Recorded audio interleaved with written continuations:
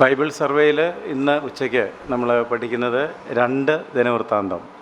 1 ദിനവൃത്താന്തമാണ് കഴിഞ്ഞ ക്ലാസ്സിൽ പഠിച്ചത്. ദിനവൃത്താന്ത പുസ്തകത്തിൽ ഏറ്റവും പ്രധാനമായിട്ട് കാണുന്നത് ദൈവാലയം ആണ് എന്നുള്ള കാര്യം ഓർമ്മയിലുണ്ടാകും എന്ന് ഞാൻ കരുതുന്നു. ദൈവാലയം എത്ര പ്രധാനപ്പെട്ടതാണ് എന്നുള്ളത് 3 കാര്യങ്ങൾ ഇവിടെ കോമൺ ആയിട്ട് പറഞ്ഞിട്ടുള്ളത് ഓർമ്മയുണ്ടോ? ദൈവാലയം എന്തിനെയൊക്കെയാണ് കാണിക്കുന്നതെന്നുള്ളതിനെക്കുറിച്ച്. 1 unity, 2 high calling, 3 presence of God. മറന്നുപോയോ? 3 കാര്യങ്ങൾ ദൈവാലയം എടുത്തു കാണിക്കുന്നു. ഒന്നാമത്തെ കാര്യം പറഞ്ഞത് യഹൂദയിലാണെങ്കിലും യെരുശലേമിലാണെങ്കിലും ഹിസ്റ്റോറിക്കൽ ബാക്ക്ഗ്രൗണ്ടിൽ ഓർക്കുക, രാജ്യം ഡിവൈഡഡായി. ഏത് രാജ്യത്താണെങ്കിലും ദൈവത്തോട് പ്രാർത്ഥിക്കാനുള്ള ആളുകൾ എവിടെ വരണം? ആലയത്തിൽ വരണം. അപ്പോൾ അത് അവരുടെ ഐക്യതയെ കാണിക്കുന്നു. ദൈവാലയം ഐക്യതയുടെ പ്രതീകമാണ്. യഹൂദനെ സംബന്ധിക്കുന്നിടത്തോളം അവർ പ്രാർത്ഥിക്കാൻ വരണമെന്ന് പറയുമ്പോൾ ഏത് നാട്ടിൽ താമസിച്ചാലും ദൈവത്തെ അന്വേഷിക്കണമെങ്കിൽ ഈ ആലയത്തിൽ വരണം. That shows unity. അത് മാത്രമല്ല, എല്ലാവരും വരുന്നില്ല, യഹൂദന്മാരായവരാണ് വരുന്നത്. That shows their high calling. And മൂന്നാമത് നമ്മൾ പറഞ്ഞ കാര്യം ദൈവത്തിൻ്റെ സാന്നിധ്യം അവരുടെ കൂടെ ഉണ്ടെന്നുള്ളതാണ്. ഈ 3 കാര്യങ്ങൾ ആലയത്തോടുള്ള ബന്ധത്തിൽ നമ്മൾ എപ്പോഴും ഓർക്കണം. കഴിഞ്ഞ ക്ലാസ്സിൽ നമ്മൾ 1 ദിനവൃത്താന്തം പഠിച്ച് തീർത്തപ്പോൾ അവസാനത്തെ അധ്യായങ്ങളിൽ കൂടി ഇത്തിരി സ്പീഡിലാണ് പോയത്. അത് എന്തായിരുന്നെന്ന് ചോദിച്ചാൽ 22 മുതൽ 29 വരെയുള്ള അധ്യായത്തിൽ ശലോമോൻ ആലയം പണിയാനായിട്ട് എല്ലാ കാര്യങ്ങളും ദാവീദ് ഒരുക്കി വെക്കുന്നത് നമ്മൾ ഓടിച്ച് നോക്കുകയുണ്ടായി. 22-ാം അധ്യായത്തിൽ മെറ്റീരിയൽസ് എല്ലാം ഒരുക്കി വെച്ചു. 23-ാം അധ്യായത്തിൽ ലേവ്യരെ ഒരുക്കി. 24-ാം അധ്യായത്തിൽ പുരോഹിതന്മാരെ തയ്യാറാക്കി. 25 മുതൽ 27 വരെയുള്ള അധ്യായത്തിൽ പാട്ടുകാരെയും ചുമട്ടുകാരെയും ആക്കി. 28, 29 അധ്യായത്തിൽ ഈ കാര്യങ്ങളുടെ എല്ലാ ഉത്തരവാദിത്വം ആരെ ഏൽപ്പിച്ചു? ദാവീദ് ശലോമോനെ ഏൽപ്പിച്ചു. 2 ദിനവൃത്താന്തം പഠിക്കാൻ തുടങ്ങുന്നതിന് മുമ്പ് 29-ാം അധ്യായത്തിൻ്റെ 1 ദിനവൃത്താന്തം 29-ാം അധ്യായത്തിൻ്റെ ആദ്യത്തെ വാക്യം വായിക്കുന്നത് നന്നായിരിക്കും എന്ന് ഞാൻ കരുതുന്നു. കാരണം ദാവീദ് എത്ര ആഴമായ ഹൃദയവാഞ്ചയോടെയാണ് ഈ ദൗത്യം തൻ്റെ മകനായ ശലോമോനെ ഏൽപ്പിച്ചതെന്നുള്ളത് നമ്മുടെ ഉള്ളിലേക്കൊന്ന് വരാനായിട്ട്. പിന്നെ ദാവീദ് രാജാവ് സർവ്വസഭയോടും പറഞ്ഞത്, ദൈവം തന്നെ തിരഞ്ഞെടുത്തിരിക്കുന്ന എൻ്റെ മകൻ ശലോമോൻ ചെറുപ്പവും ഇളം പ്രായവുമുള്ളവൻ, പ്രവൃത്തി വലിയതും ആകുന്നു. മന്ദിരം മനുഷ്യനല്ല, യഹോവയായ ദൈവത്തിനത്രേ. ആ ഒരു വാക്യം നിങ്ങൾ പ്രത്യേകം ശ്രദ്ധിക്കണം. എൻ്റെ മകൻ ഇളം പ്രായം ഉള്ളവൻ, പ്രവൃത്തിയാണെങ്കിൽ വലിയതാണ്. മന്ദിരം മനുഷ്യനല്ല, യഹോവയായ ദൈവത്തിനത്രേ. അപ്പോൾ നമ്മളിപ്പോൾ സഭയാം ദേവാലയത്തെക്കുറിച്ച് ചിന്തിക്കുമ്പോൾ ഈ വാക്യങ്ങളൊക്കെ വളരെ പ്രസക്തമാണ് എന്ന് ഞാൻ നിങ്ങളെ ഓർമ്മപ്പെടുത്തുന്നു. മനുഷ്യർക്ക് വസിക്കാൻ വേണ്ടിയുള്ളൊരു ആലയമാണ് സഭയെങ്കിൽ കുഴപ്പമില്ലായിരുന്നു. എന്നാൽ മന്ദിരം ആർക്ക് വേണ്ടിയുള്ളതാണ്? മനുഷ്യനല്ല. അപ്പം ദൈവത്തിന് അത് ആലയം പണിയുമ്പോൾ അതിന് അതിൻ്റേതായ രീതിയിൽ, കാരണം നേരത്തെ ദാവീദിനുണ്ടായിരുന്ന ദുഃഖം, ഞാൻ തട്ടിട്ട കൊട്ടാരത്തിൽ പാർക്കുന്നു, എന്നാൽ യഹോവയുടെ പെട്ടകം തിരശ്ശീലയ്ക്കകത്ത് ഇരിക്കുന്നു. ഇപ്പോൾ ആലയം പണിയാൻ ആഗ്രഹം ഉണ്ടായപ്പോൾ പണിയാനായിട്ടാണെങ്കിൽ ദൈവമായിട്ട് അനുവദിക്കുന്നുമില്ല, മകനാണ് പണിയാൻ പോകുന്നത്. അപ്പോൾ അപ്പോഴും അവൻ വേണ്ടതുപോലെ പണിയുമോ, പണിയേണ്ടതാണ് എന്നുള്ള തൻ്റെ ആശങ്കയാണ്, അല്ലെങ്കിൽ തൻ്റെ ആ ആഴമായ ആഗ്രഹമാണ് ഈ വാക്യത്തിൽ കൂടി പുറത്തു വരുന്നത്. മന്ദിരം മനുഷ്യനല്ല, യഹോവയായ ദൈവത്തിനത്ര. എന്നാൽ ഞാൻ എൻ്റെ സർവ്വബലത്തോടും കൂടെ എൻ്റെ ദൈവത്തിൻ്റെ ആലയത്തിന് വേണ്ടി, കണ്ടോ എങ്ങനെയാണ് 2-ാം വാക്യം നിങ്ങൾ വായിച്ചു നോക്കിയാൽ 29-ാം അധ്യായത്തിൻ്റെ, എന്നാൽ ഞാൻ എൻ്റെ സർവ്വബലത്തോടും കൂടെ എൻ്റെ ദൈവത്തിൻ്റെ ആലയത്തിന് വേണ്ടി പൊന്നുകൊണ്ടുള്ളവയ്ക്കും പൊന്നും വെള്ളി കൊണ്ടുള്ളവയ്ക്കും. അത് താഴേക്ക് നിങ്ങൾ വായിച്ചാൽ മതി. എനിക്ക് തുടക്കമാണ് വേണ്ടത്. ദാവീദ് ആലയത്തിന് വേണ്ടി വട്ടം കൂട്ടിയത് എങ്ങനെയാണ്? ഞാൻ എൻ്റെ സർവ്വ ബലത്തോടും കൂടെ. അതൊരു വളരെ ഹൃദയപൂർണ്ണമായിട്ടുള്ള സേവനമാണ് അദ്ദേഹം ചെയ്തത്. അല്ലാതെ ഒരു ചടങ്ങ് പോലെ ഇങ്ങനെ ഒരെണ്ണം വേണമല്ലോ എന്ന് വിചാരിച്ച് ചെയ്തതല്ല. വീണ്ടും താഴോട്ട് വന്ന് 3-ാം വാക്യം വായിച്ചാൽ, എൻ്റെ ദൈവത്തിൻ്റെ ആലയത്തോട് എനിക്കുള്ള പക്ഷം നിമിത്തം. കണ്ടോ, എൻ്റെ ദൈവത്തിൻ്റെ ആലയത്തോട് എനിക്കുള്ള പക്ഷം നിമിത്തം എന്ന് പറഞ്ഞാൽ എൻ്റെ ഹൃദയത്തിൽ അത്ര വലിയൊരു ആഗ്രഹമാണ് ഈ ദൈവത്തിൻ്റെ ആലയത്തിൽ. അപ്പോൾ അതിൽ ജനങ്ങൾ കൊണ്ടുവന്നത് കൂടാതെ അദ്ദേഹം എന്ത് ചെയ്തു? എൻ്റെ സ്വന്തം ഭണ്ഡാരത്തിലെ പൊന്നും വെള്ളിയും. ആ 3-ാം വാക്യം മുഴുവൻ വായിക്കാം. 3-ാം വാക്യം, എൻ്റെ ദൈവത്തിൻ്റെ ആലയത്തോട് എനിക്കുള്ള പക്ഷനിമിത്തം വിശുദ്ധ മന്ദിരത്തിന് വേണ്ടി ഞാൻ ശേഖരിച്ചു വെക്കുകയും കൂടാതെ എൻ്റെ സ്വന്തം ഭണ്ഡാരത്തിലെ പൊന്നും വെള്ളിയും ഞാൻ എൻ്റെ ദൈവത്തിൻ്റെ ആലയത്തിനായി കൊടുത്തിരിക്കുന്നു. അപ്പോൾ ജനങ്ങൾ കൊണ്ടുവന്നത് കൂടാതെ ഞാൻ പാസ്റ്ററാണ്, അതുകൊണ്ട് ഞാൻ കൊടുക്കണ്ട എന്ന് അദ്ദേഹം വിചാരിക്കുന്നില്ല. ജനങ്ങൾ കൊടുത്തു, പക്ഷെ അദ്ദേഹവും എന്ത് ചെയ്തെന്നാണ് പറഞ്ഞത്? തൻ്റെ സ്വന്തം ഭണ്ഡാരത്തിൽ നിന്ന് പൊന്നും വെള്ളിയും ഒക്കെ ദൈവത്തിൻ്റെ ആലയത്തിനായിട്ട് കൊടുത്തു. ഇതെല്ലാം കൊടുത്തപ്പോൾ ഏതാണ്ട് ഞാൻ ഒത്തിരി കൊടുത്തു കളഞ്ഞു എന്നുള്ളൊരു ബോധം അദ്ദേഹത്തിൻ്റെ ഉള്ളിലുണ്ടോ? 14 വാക്യങ്ങളെല്ലാം നിങ്ങൾ വായിക്കേണ്ടതാണ്. 14 വാക്യം വായിച്ചാൽ, എന്നാൽ ഞങ്ങൾ ഇങ്ങനെ ഇത്ര മനഃപൂർവ്വമായി ദാനം ചെയ്യേണ്ടതിന് പ്രാപ്തരാകുവാൻ ഞാൻ ആര്? എന്റെ ജനവും എന്തുള്ളൂ? സകലവും നിന്നിൽ നിന്നല്ലോ വരുന്നത്. നിന്റെ കയ്യിൽ നിന്നും വാങ്ങി ഞങ്ങൾ നിനക്ക് തരുന്നതേ ഉള്ളൂ. കണ്ടോ, എല്ലാം നിന്റെ കയ്യിൽ നിന്നാണ് വരുന്നത്. ഞങ്ങൾ നിന്റെ കയ്യിൽ നിന്ന് വാങ്ങി ആർക്ക് തരുന്നു? നിനക്ക് തരുന്നു എന്നേ ഉള്ളൂ. അല്ലാതെ ഞങ്ങളായിട്ട് നിന്റെ മുമ്പിൽ ഒന്നും ഉണ്ടാക്കിയില്ല എന്നുള്ള താഴമായിട്ടുള്ള അവബോധം അദ്ദേഹത്തിൻ്റെ ഹൃദയത്തിലുണ്ട്. 18 വാക്യം, ഞങ്ങളുടെ പിതാക്കന്മാരായ അബ്രഹാമിൻ്റെയും ഇസ്ഹാക്കിൻ്റെയും ഇസ്രായേലിൻ്റെ ദൈവമായ യഹോവേ, നിന്റെ ജനത്തിൻ്റെ ഹൃദയത്തിൽ ഈ വിചാരങ്ങളും ഭാവവും എന്നേക്കും കാത്ത് ഞങ്ങളുടെ ഹൃദയത്തെ നിന്നിലേക്ക് തിരിക്കണമേ. ഞങ്ങളുടെ ഹൃദയത്തെ നിങ്ങളിലേക്ക് തിരിക്കണം. ഈ ഭാവം എന്നും ജനത്തിൻ്റെ ഹൃദയത്തിൽ നിൽക്കണം. ഈ ആലയം എന്ന് നിൽക്കണമെന്നല്ല അദ്ദേഹം പ്രാർത്ഥിക്കുന്നത്. ഈ ആലയമൊക്കെ ചിലപ്പോൾ ഇടിഞ്ഞു പോയെന്ന് വരും. എന്നാൽ ഈ ഭാവം, ഈ ഒരു മനോഭാവം വളരെ ആഴത്തിൽ ജനഹൃദയങ്ങളിൽ നിലനിൽക്കുമെന്നുണ്ടെങ്കിൽ അതാണ് ഏറ്റവും പ്രധാനപ്പെട്ട കാര്യം. വീണ്ടും നമ്മൾ വായിച്ചുകൊണ്ടിരുന്ന 18 കഴിഞ്ഞ് 19 വാക്യം കൂടെ വായിക്കുകയാണെങ്കിൽ, എൻ്റെ മകനായ ശലോമോൻ നിന്റെ കൽപ്പനകളും സാക്ഷ്യങ്ങളും ചട്ടങ്ങളും പ്രമാണിക്കേണ്ടതിന് പണിയേണ്ടതിനായി ഞാൻ വട്ടം കൂട്ടിയിരിക്കുന്ന മന്ദിരം തീർക്കുവാൻ ഇവയെല്ലാം നിവർത്തിക്കേണ്ടതിനും അവനൊരു ഏകാഗ്ര ഹൃദയം നൽകണമേ. ഉണ്ടോ, അതും അദ്ദേഹത്തിൻ്റെ ഒരു ആഗ്രഹമാണ്. എൻ്റെ മകന് കുഴപ്പമൊന്നും ഉണ്ടാകരുതെന്നല്ല പ്രാർത്ഥിക്കുന്നത്. അവനെ നന്നായിട്ട് പണിയാൻ ആരോഗ്യവും ബലവും ജ്ഞാനവും കൊടുക്കണമെന്നല്ല പ്രാർത്ഥിച്ചത്. എന്താ പ്രാർത്ഥിച്ചത്? ഇതെല്ലാം നന്നായിട്ട് നിൽക്കണമെന്നുണ്ടെങ്കിൽ ദൈവമേ, നീ അവന് ഒരു നല്ല ഏകാഗ്ര ഹൃദയം നൽകണമേ. ആ ഏകാഗ്ര ഹൃദയം ഉണ്ടെങ്കിൽ ഈ കാര്യം ഏറ്റവും മനോഹരമായിട്ട് നിവർത്തിക്കുവാൻ അവന് കഴിയുകയുള്ളൂ എന്ന തിരിച്ചറിവ്. 2 ദിനവൃത്താന്തം 16:9 ഒരു ചാട്ടം ചാടി ഒന്ന് വായിച്ചാൽ നമുക്കത് കൺക്ലൂഡ് ചെയ്യാൻ വേണ്ടി. യഹോവയുടെ കണ്ണ് തന്നിൽ ഏകാഗ്രചിത്തരായിരിക്കുന്നവർക്ക് വേണ്ടി തന്നെത്താൻ ബലവാനെന്ന് കാണിക്കേണ്ടതിന് ഭൂമിയിൽ എല്ലായിടവും ഊടാടിക്കൊണ്ടിരിക്കുന്നു. അപ്പോൾ ഈ ഒരു ആഗ്രഹമാണ് ദാവീദിൻ്റെ ഹൃദയത്തിൽ ആഴത്തിൽ നിൽക്കുന്നത്. ഇപ്പം നമ്മൾ വായിച്ചത് 2 ദിനവൃത്താന്തം 16 അധ്യായത്തിൻ്റെ 9 വാക്യമാണ്. യഹോവയുടെ കണ്ണ് തങ്കൽ ഏകാഗ്രചിത്തന്മാരായിരിക്കുന്നവർക്ക് വേണ്ടി തന്നെത്താൻ ബലവാനെന്ന് കാണിക്കേണ്ടതിന് ഭൂമിയിൽ എല്ലായിടവും ഊടാടിക്കൊണ്ടിരിക്കുന്നു. അപ്പോൾ ദൈവം കാര്യങ്ങളൊക്കെ ചെയ്തോളും, പക്ഷെ നമ്മളുടെ ഹൃദയം അവങ്കൽ ഏകാഗ്രമായിരിക്കണം. ഈ കാര്യമാണ് ദാവീദ് ഏറ്റവും പ്രധാനമായിട്ട് പ്രാർത്ഥിച്ചതും ശലോമോനെ ഓർമ്മിപ്പിച്ചതും എന്നുള്ള കാര്യം നമ്മൾ പ്രത്യേകം ശ്രദ്ധിച്ചിരിക്കുന്നത് നന്നായിരിക്കും. അപ്പോൾ ഇത്രയും താല്പര്യം ദാവീദ് എടുത്തതുകൊണ്ടാണ് കഴിഞ്ഞ ക്ലാസ് നമ്മൾ അവസാനിപ്പിച്ചത്. ഏത് വാക്യം വായിച്ചാണെന്ന് ഓർക്കുന്നുണ്ടോ എന്ന് എനിക്കറിയാൻ പാടില്ല. 1 ദിനവൃത്താന്തം 17:10 വായിച്ചാണ് ക്ലാസ് അവസാനിപ്പിച്ചത്. യഹോവ നിനക്കൊരു ഗൃഹം പണിയും. ഇത്രയും താല്പര്യം ദാവീദ് എടുക്കുന്നത് കണ്ടപ്പോൾ ദൈവത്തിന് തോന്നി, ഇവൻ ഇത്രയും താല്പര്യം എൻ്റെ കാര്യത്തിലുണ്ടെങ്കിൽ അവനൊരു ഗ്രഹം പണിത് കൊടുക്കുക എന്നുള്ളത് അതുപോലെ തന്നെ പ്രധാനപ്പെട്ടതാണ്. അപ്പോൾ നമ്മുടെ ഗ്രഹങ്ങൾ പണിയപ്പെടാൻ എന്ത് ചെയ്താൽ മതി? ദൈവാലയം പണിതാൽ മതി. ദൈവാലയം പണിയാനായിട്ട് നമ്മൾ ഇറങ്ങിത്തിരിക്കുമ്പോൾ ദൈവം നമ്മുടെ ആലയം പണിതോളും. അത് ദൈവത്തിന് വളരെ നിസ്സാരമായ കാര്യമാണ്. ദാവീദിൻ്റെ ആ ഹൃദയത്തിൻ്റെ ആഗ്രഹം നമ്മുടെ ഹൃദയത്തെയും ഗ്രസിക്കണം. അപ്പോൾ ഈ ദിനവൃത്താന്ത പുസ്തകത്തിൽ ആലയം പണിക്ക് വേണ്ടി ഇത്ര ആഴമായ ഒരു ആഗ്രഹം നമ്മളിപ്പോൾ വായിച്ചല്ലോ. നിൻ്റെ ആലയത്തോടുള്ള എൻ്റെ പക്ഷം, എൻ്റെ ഹൃദയത്തിൻ്റെ അതിയായ ആഗ്രഹം. അപ്പോൾ അതുകൊണ്ട് ജനങ്ങളൊക്കെ കൊടുത്തിട്ടുണ്ട്, എങ്കിലും എൻ്റെ ഭണ്ഡാരത്തിൽ നിന്നും കൊടുക്കണം, എനിക്കും ഇതിനകത്ത് പങ്കാളിയാകണം എന്നുള്ള വളരെ ആഴമായ ഒരു ആഗ്രഹം ദാവീദിൻ്റെ ഹൃദയത്തിൽ ഇരുന്നത് കൊണ്ടാണ് ഇത്ര വളരെ ഡീറ്റെയിൽഡായിട്ട് ഈ ആലയം പണിക്ക് വേണ്ടി നമ്മളിപ്പം പറഞ്ഞ കാര്യങ്ങളൊക്കെ ഓർക്കുന്നുണ്ടെങ്കിൽ വസ്തുവകകൾ മാത്രമല്ല, ലേവ്യ പുരോഹിതന്മാരെയും അതുപോലെ തന്നെ ശുശ്രൂഷ ചെയ്യേണ്ടവരെയും പാട്ടുകാരെയും ചുമട്ടുകാരെയും ഒക്കെ. ഇനി ദാവീദിൻ്റെ സങ്കീർത്തനങ്ങൾ നമ്മൾ വായിക്കുമ്പം പാട്ടെങ്ങനെ പാടേണ്ടതെന്നും ആരാ പാടേണ്ടതെന്നും ഏത് രീതിയിൽ അത് പാടി കേൾപ്പിക്കണമെന്നും വരെ അദ്ദേഹം എന്ത് ചെയ്തിരുന്നു? പ്ലാൻ ചെയ്തിരുന്നു. ഒരു പക്ഷേ അദ്ദേഹത്തിന് ഇതെല്ലാം ചെയ്താൽ കൊള്ളാവുന്നുണ്ടായിരുന്നു. അതാണ് ആ പെട്ടകത്തിന് മുമ്പ് കിടന്ന് ഡാൻസൊക്കെ ചെയ്തത്. ഇതൊക്കെ ഒന്ന് ചെയ്താൽ കൊള്ളാവുന്നൊക്കെ അദ്ദേഹത്തിന് അത്ര ആഗ്രഹം ഉണ്ടായിരുന്നു. പക്ഷേ ദൈവം അനുവദിക്കാതിരുന്നു. എങ്കിലും ആ ഹൃദയം ഇങ്ങനെ അതിനുവേണ്ടി എന്ത് ചെയ്തുകൊണ്ടിരിക്കുകയാണ്? പിടച്ചുകൊണ്ടിരിക്കുകയാണ്. അതുകൊണ്ടാണ് എനിക്കൊരൊറ്റ ആഗ്രഹം മാത്രമേ ഉള്ളൂ, അവൻ്റെ സൗന്ദര്യം കാണുവാൻ, അവൻ്റെ മന്ദിരത്തിൽ ചെന്ന് ധ്യാനിപ്പാൻ.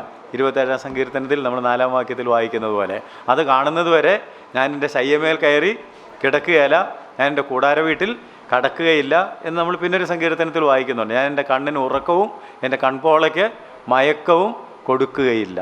അപ്പോൾ ഇതൊരു വലിയ ആഴമായ താല്പര്യം അദ്ദേഹത്തിൻ്റെ ഹൃദയത്തിൽ ഉണ്ടായിരുന്നതാണ് എന്നുള്ള കാര്യം നിങ്ങൾ ഒന്നുകൂടെ ദിനവൃത്താന്ത പുസ്തകങ്ങൾ വായിക്കുമ്പോൾ ഉൾക്കൊള്ളുന്നത് നന്നായിരിക്കും.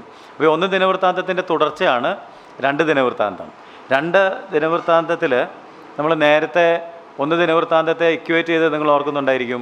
ഒന്ന് ദിനവൃത്താന്തം സമം 2 ശാമുവേൽ സമം, അടുത്ത സമം എനിക്ക് വേണ്ടത്, ഒന്ന് ദിനവൃത്താന്തം സമം 2 ശാമുവേൽ സമം ദാവീദിൻ്റെ വാഴ്ച എന്ന് കഴിഞ്ഞ ക്ലാസ്സിൽ പറഞ്ഞത്, പ്രാരംഭത്തിൽ പറഞ്ഞത് ഓർക്കുന്നുണ്ടെങ്കിൽ, 2 ദിനവൃത്താന്തം സമം ശലോമോൻ്റെ വാഴ്ച. 2 ദിനവൃത്താന്തത്തിൽ നമ്മൾ ഏറ്റവും പ്രധാനമായിട്ട് കാണുന്നത് ശലോമോൻ്റെ വാഴ്ച ഹൈലൈറ്റ് ചെയ്യുന്നു. ശലോമോന് ശേഷം 2 കാര്യങ്ങളുണ്ട്. ശലോമോന് ശേഷം യഹൂദ ഭരിച്ച മറ്റ് രാജാക്കന്മാരുടെ കാര്യവും പറയുന്നുണ്ട്. അപ്പോൾ അങ്ങനെ കാരണം ഞാനൊരു കാര്യം നേരത്തെ പറഞ്ഞിരുന്നു, ഈ ദിനവൃത്താന്ത പുസ്തകത്തിൽ കമ്പയർ ചെയ്തൊരു പഠനം നടത്തിയല്ലോ. രാജാക്കന്മാരുടെ പുസ്തകവും ദിനവൃത്താന്ത പുസ്തകവും കൂടി കമ്പയർ ചെയ്ത പഠനം ഓർക്കുന്നുണ്ടോ? അപ്പം ഓർക്കുന്നുണ്ടോ എന്ന് ചോദിക്കുമ്പോൾ ആരും മിണ്ടാത്തത് അടുത്ത ചോദ്യം എന്തായിരിക്കും എന്നുള്ളത് പേടിച്ചിട്ടാണെന്നും എനിക്കറിയാം. കാരണം അപ്പോൾ അതുകൊണ്ട് ഇത് അറിയാനേ പാടില്ല എന്നുള്ള ഭാവത്തിലിരിക്കുകയാണെങ്കിൽ പിന്നെ കുഴപ്പമില്ലല്ലോ, സാറ് തന്നെ ചോദ്യവും ഉത്തരവും പറഞ്ഞോളുമല്ലോ എന്നുള്ളതുകൊണ്ട്. അപ്പം ഈ കമ്പയർ ചെയ്ത് നമ്മൾ രാജാക്കന്മാരുടെ പുസ്തകവും ദിനവൃത്താന്ത പുസ്തകവും കൂടി പഠിച്ചപ്പോൾ പറഞ്ഞിരുന്നു, രാജാക്കന്മാരുടെ പുസ്തകത്തിൽ 2 രാജ്യത്തിൻ്റെയും ചരിത്രം പറയുന്നുണ്ട്. ഏതൊക്കെ രാജ്യത്തിൻ്റെ? ഇസ്രായേലിൻ്റെയും യഹൂദയും. രണ്ടായതും ഇനി അതൊക്കെ എല്ലാ കാര്യങ്ങളും ഞാൻ ചോദിക്കുന്നില്ല. എത്ര ഗോത്രം ഉണ്ടായിരുന്നു, തലസ്ഥാനം ഏതായിരുന്നു, എത്ര രാജാക്കന്മാരുണ്ടായിരുന്നു, ഒരു ചെറിയ ഓർമ്മ വരുന്നുണ്ടല്ലോ. യെസ്, അതിനെ ഒന്ന് ഉദ്ദീപിപ്പിച്ചാൽ മതി. എന്നാൽ ദിനവൃത്താന്തത്തിലേക്ക് വരുമ്പോൾ 2 രാജ്യങ്ങളുടെ ചരിത്രം പറയുന്നില്ല, ഒരൊറ്റ രാജ്യത്തിൻ്റെ ചരിത്രമേ പറയുന്നുള്ളൂ. എന്താണ് അതിൻ്റെ കാരണം? ഇവിടെ വിഷയം ആലയമാണ്. ആലയം ഒരു സ്ഥലത്ത് മാത്രമാണ് ഇരിക്കുന്നത്, അത് യെരുശലേമിലാണ്. യെരുശലേം യഹൂദയുടെ തലസ്ഥാനമാണ്. അതുകൊണ്ട് യെരുശലേമിലും യഹൂദയിലും നടന്ന കാര്യങ്ങൾ മാത്രമേ ദിനവൃത്താന്ത പുസ്തകത്തിൽ പരാമർശിക്കപ്പെടുന്നുള്ളൂ. അപ്പോൾ അങ്ങനെയാണെങ്കിൽ ഈ 2 ദിനവൃത്താന്ത പുസ്തകത്തിൽ നമ്മൾ കാണുന്ന കാര്യം ആകമാനമായിട്ട് പറയുകയാണെങ്കിൽ ഗ്ലോറിയസ് ഓപ്പണിംഗ് എന്ന് വേണമെങ്കിൽ പറയാം. കാരണം ഇപ്പോൾ നമ്മൾ പറഞ്ഞ മന്ദിരം ദൈവത്തിനാണ്, ശലോമോൻ പണിയാൻ പോവുകയാണ്, നമ്മുടെ ഹൃദയമൊക്കെ കത്തി സന്തോഷമായിട്ട് ഇങ്ങനെ നിന്ന് എനിക്ക് അവനോടുള്ള പക്ഷം എന്നൊക്കെ പറഞ്ഞ് ആ ആവേശത്തിൽ ശലോമോൻ ഇങ്ങോട്ട് പണിയാൻ വരുന്നു. പക്ഷെ വായിച്ച അവസാനം ചെല്ലുമ്പോഴത്തേക്ക് എ ടെറിബിൾ എൻഡിങ് എന്ന് വേണമെങ്കിൽ പറയാം. കാരണം പണിതാലയം ബാബേൽ രാജാവ് വന്ന് ഇടിച്ച് പൊളിച്ച് തീ വെച്ച് ചുട്ടുകളഞ്ഞ് നശിപ്പിക്കുന്ന ചിത്രമാണ് നമ്മൾ കാണുന്നത്. അതുകൊണ്ട് A glorious opening and A terrible ending എന്ന് വേണമെങ്കിൽ പറയാം. ഈ പുസ്തകത്തിൻ്റെ പ്രത്യേകത ഒരു മഹത്തരമായ തുടക്കം, പക്ഷേ ഒരു നീചമായ അന്ത്യം. അങ്ങനെയാണ് 2 ദിനവൃത്താന്തം ഇരിക്കുന്നത്. 2 ദിനവൃത്താന്തത്തിന് ആകപ്പാടെ 36 അധ്യായങ്ങളാണ് ഉള്ളത്. അതിനെ ഞാൻ നേരത്തെ പറഞ്ഞതുപോലെ 2 ഭാഗങ്ങളായിട്ട് തിരിക്കാം. 1 മുതൽ 9 വരെയും, അത് നേരത്തെ പറഞ്ഞിട്ടുള്ളതാണല്ലോ, ഓർമ്മയുണ്ട്, 10 മുതൽ 36 വരെയും. 1 മുതൽ 9 വരെയുള്ള അധ്യായത്തിലാണ് ശലോമോൻ്റെ വാഴ്ചയുടെ 40 കൊല്ലത്തെ ചരിത്രം പറഞ്ഞിരിക്കുന്നത്. എന്തൊക്കെ കാര്യങ്ങളാണ് അവിടെ പറഞ്ഞിരിക്കുന്നതെന്ന് ഓടിച്ച് പറയുകയാണെങ്കിൽ അത് മുഴുവൻ ഡീറ്റെയിൽ ചെയ്യേണ്ട കാര്യമില്ല. കാരണം ശലോമോനെക്കുറിച്ച്, വാഴ്ചയെക്കുറിച്ച് ഇതിനു മുമ്പ് നമ്മൾ രാജാക്കന്മാരുടെ പുസ്തകത്തിലൊക്കെ പഠിച്ചിട്ടുള്ളത് കൊണ്ട് ഇനിയും വീണ്ടും അതെല്ലാം ആവർത്തിക്കേണ്ട കാര്യമില്ല.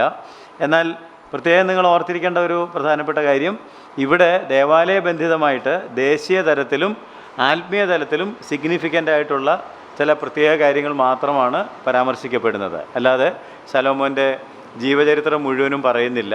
കാരണം ഇവിടുത്തെ വിഷയം ത്രോൺ സെൻറ്റേഡ് അല്ല, ടെമ്പിൾ സെൻറ്റേഡാണ്. സിംഹാസന കേന്ദ്രീകൃതമല്ല, ദേവാലയ കേന്ദ്രീകൃതമാണ്. എന്നാൽ അദ്ദേഹം ജ്ഞാനത്തിന് വേണ്ടി പ്രാർത്ഥിക്കുന്നതും ദൈവം അതെല്ലാം കൊടുക്കുന്നതും രേഖപ്പെടുത്തിയിട്ടുണ്ട്. അതിലൊരു കണ്ടീഷൻ വെച്ചാണ് ഒരു അനുഗ്രഹം നൽകിയിരുന്നത്, നീ ചോദിക്കാത്തതായിട്ടുള്ള സമ്പത്തും ഐശ്വര്യവും ശത്രുസംഹാരവും ദീർഘായുസ്സും ഞാൻ നിനക്ക് നൽകും. പക്ഷേ ആ ദീർഘായുസ് ലഭിക്കാതെ അദ്ദേഹം മരിച്ചു പോകുന്ന കാര്യവും നമ്മളിതിനു മുമ്പ് പരാമർശിച്ചിട്ടുണ്ട്. ആലയം പ്രതിഷ്ഠിച്ചപ്പോൾ അദ്ദേഹം നടത്തിയ ഒരു പ്രാർത്ഥനയുടെ സെൻറ്റൻസ് കുറഞ്ഞ പക്ഷം ഈ ഭാഗത്ത് നിന്ന് നമ്മൾ ശ്രദ്ധിക്കണം. 7-ാം അധ്യായത്തിൻ്റെ 14-ാം വാക്യം. 2 ദിനവൃത്താന്തം വളരെ പരിചയമുള്ള വാക്യമാണ്, എങ്കിലും അത് കാണുന്നത് നല്ലതാണ്. എൻ്റെ നാമം വിളിക്കപ്പെട്ടിരിക്കുന്ന എൻ്റെ ജനം തങ്ങളെ തന്നെ താഴ്ത്തി പ്രാർത്ഥിച്ച് എൻ്റെ മുഖം അന്വേഷിച്ച് തങ്ങളുടെ ദുർമാർഗങ്ങളെ വിട്ടു തിരിയുമെങ്കിൽ ഞാൻ സ്വർഗത്തിൽ നിന്നും കേട്ട് അവരുടെ പാപം ക്ഷമിച്ച് അവരുടെ ദേശത്തിന് സൗഖ്യം വരുത്തി കൊടുക്കും. അതിൻ്റെ കോണ്ടെക്സ്റ്റ് നിങ്ങൾക്ക് മനസ്സിലാകണമെങ്കിൽ 7:11 മുതൽ വായിക്കണം. ഇങ്ങനെ ശലോമോൻ യഹോവയുടെ ആലയവും രാജധാനിയും തീർത്തു. യഹോവയുടെ ആലയത്തിലും തന്റെ അരമനയിലും ഉണ്ടാക്കുവാൻ ശലോമോന് താല്പര്യമുണ്ടായിരുന്നതൊക്കെയും അവൻ ശുഭമായി നിവർത്തിച്ചു. അതിന്റെ ശേഷം യഹോവ രാത്രിയിൽ ശലോമോന് പ്രത്യക്ഷനായി അവനോട് അരുൾ ചെയ്ത് എന്തെന്നാൽ ഞാൻ നിന്റെ പ്രാർത്ഥന കേട്ട് ഈ സ്ഥലം എനിക്ക് യാഗത്തിനുള്ള ആലയമായി തിരഞ്ഞെടുത്തിരിക്കുന്നു. അപ്പോൾ വളരെ കൃത്യമായിട്ട് ദൈവം നിർണയിച്ച സ്ഥലം എന്ന് പറഞ്ഞത് ദൈവം അക്സെപ്റ്റ് ചെയ്തു. പക്ഷെ ദൈവം ഒരു കാര്യം ഉടനെ തന്നെ അത് കഴിഞ്ഞിട്ട് പറയുകയാണ്, മഴ പെയ്യാതിരിക്കേണ്ടതിന് ഞാൻ ആകാശം അടയ്ക്കുകയോ ദേശത്തെ തിന്നു മുടിക്കേണ്ടതിന് വെട്ടുകിളിയോട് കൽപ്പിക്കുകയോ എൻ്റെ ജനത്തിൻ്റെ ഇടയിൽ മഹാമാരി വരുത്തുകയോ ചെയ്താൽ. അപ്പം ദേശത്ത് ഇതുപോലത്തെ ഭവിഷ്യത്തുകളൊക്കെ ഉണ്ടാകുകയാണെങ്കിൽ അതിൻ്റെ ഉത്തരവാദിത്വം ദൈവജനത്തിൻ്റെതാണ്. അത് നമ്മൾ മറന്നു പോകരുത്. ദൈവം ഈ ലോകത്തെ ഏൽപ്പിച്ചിരിക്കുന്നത്, ഇവിടെ നിങ്ങൾ ഈ ആലയം എന്ന് പറയുമ്പോൾ ചരിത്രം പഠിക്കാൻ മാത്രം ഇരിക്കാതെ ആത്മീയതയും കൂടി ഉൾക്കൊള്ളുകയാണെങ്കിൽ നമ്മളും ഒരു ആലയം പണിയിലാണ്. അത് മറന്നു പോകരുത്. അതാ നേരത്തെ പറഞ്ഞത്, മന്ദിരം മനുഷ്യനുള്ളതല്ല. അപ്പോൾ നമ്മൾ പണിയുന്ന ആലയം ഏതാണ്? സഭയാം ദൈവാലയം. ആ ദൈവാലയത്തിൻ്റെ പണിയിലാണ് നമ്മൾ ഏർപ്പെട്ടിരിക്കുന്നത്. ആലയത്തിൻ്റെ പണി നടക്കുമ്പോൾ തന്നെ ഇവിടെ നമ്മൾ പറയുന്നത് പോലെ മഴ പെയ്യാതിരിക്കേണ്ടതിന് ആകാശം അടഞ്ഞും ദേശത്തെ മുടിക്കേണ്ടതിന് വെട്ടുക്കിളി ദേശത്തെ മൂടുകയും മഹാമാരിയും നമ്മൾ പ്രതീക്ഷിക്കാത്ത എല്ലാ ഭവിഷ്യത്തുകളും ഈ ദേശത്തൊക്കെ സംഭവിക്കുമ്പോൾ അതിൻ്റെ ഉത്തരവാദിത്വം ആരിലാണ് ദൈവം ഏൽപ്പിച്ചിരിക്കുന്നത്? ദൈവത്തിൻ്റെ നാമം വിളിക്കപ്പെട്ടിരിക്കുന്ന ദൈവത്തിൻ്റെ ജനത്തിലാണ്.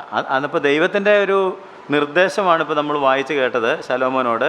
എൻ്റെ നാമം വിളിക്കപ്പെട്ടിരിക്കുന്ന എൻ്റെ ജനം എന്ത് ചെയ്യണം?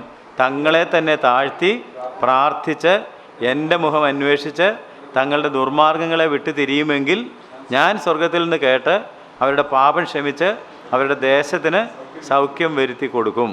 ഈ സ്ഥലത്ത് കഴിക്കുന്ന പ്രാർത്ഥനയ്ക്ക് എൻ്റെ കണ്ണ് തുറന്നിരിക്കുകയും എൻ്റെ ചെവി ശ്രദ്ധിച്ചിരിക്കുകയും, ഇത് ഞാൻ ഒത്തിരി പ്രാവശ്യം നിങ്ങളെ ഓർമ്മപ്പെടുത്തിയിട്ടുണ്ട്. എൻ്റെ നാമം ഈ ആലയത്തിൽ എന്നേക്കും ഇരിക്കേണ്ടതിന് ഞാനിപ്പോൾ അതിനെ തിരഞ്ഞെടുത്തു വിശുദ്ധീകരിച്ചിരിക്കുന്നു. എൻ്റെ ദൃഷ്ടിയും എൻ്റെ ഹൃദയവും എല്ലായ്പ്പോഴും ഇവിടെ ഇരിക്കും. അപ്പോൾ എന്താ നമ്മളെ പഠിപ്പിച്ചത്? എല്ലാവരും യെരുശലേമിൽ പോയി ദൈവത്തോട് പ്രാർത്ഥിച്ചോണമെന്നാണോ?